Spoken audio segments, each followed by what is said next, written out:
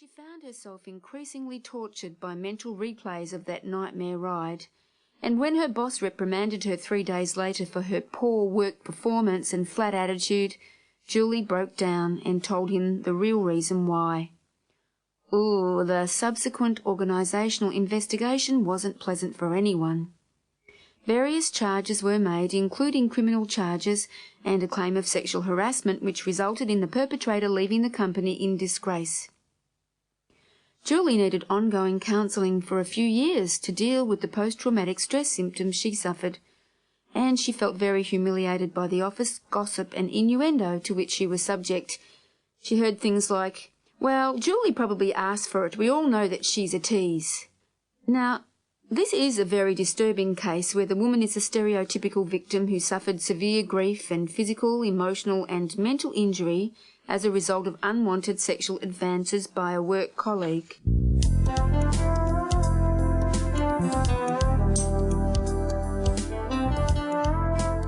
In her book Sexual Harassment of Working Women, Catherine McKinnon outlines the personal impact of sexual harassment.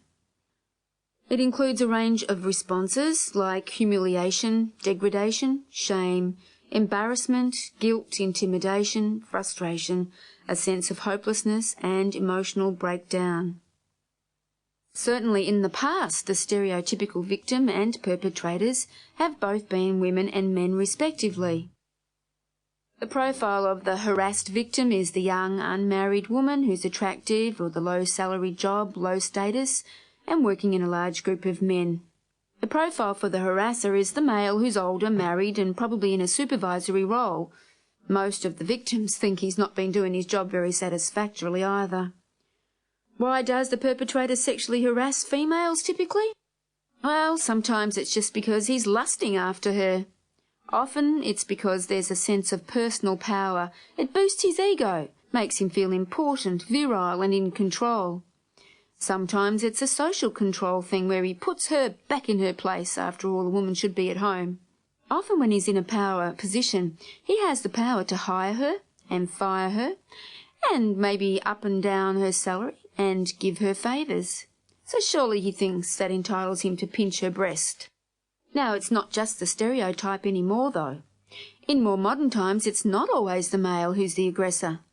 Remember that movie Disclosure with Demi Moore and Michael Douglas? In the movie, Demi's character was the boss who was trying to sexually seduce her male team member.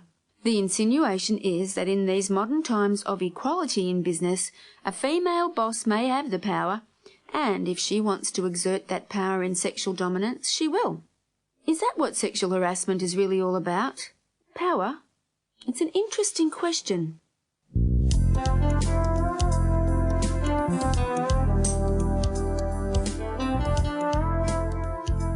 Actually, sometimes it doesn't need to be about a vicious and controlling power game, especially when the woman is the harasser. It can simply be an alcohol-related incident where the drink lowers inhibitions and a drunk crosses all boundaries of propriety. Here's an example which is worthy of consideration for anybody who's ever abused alcohol at a work celebration, maybe the Christmas party.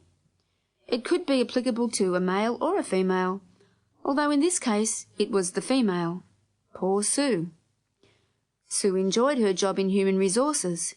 In fact, ironically, she was the staff member responsible for first-line handling of any sexual discrimination or harassment claims.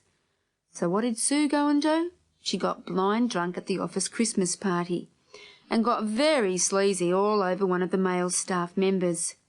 She sat on his knee, pretending he was Santa, and tried to kiss him.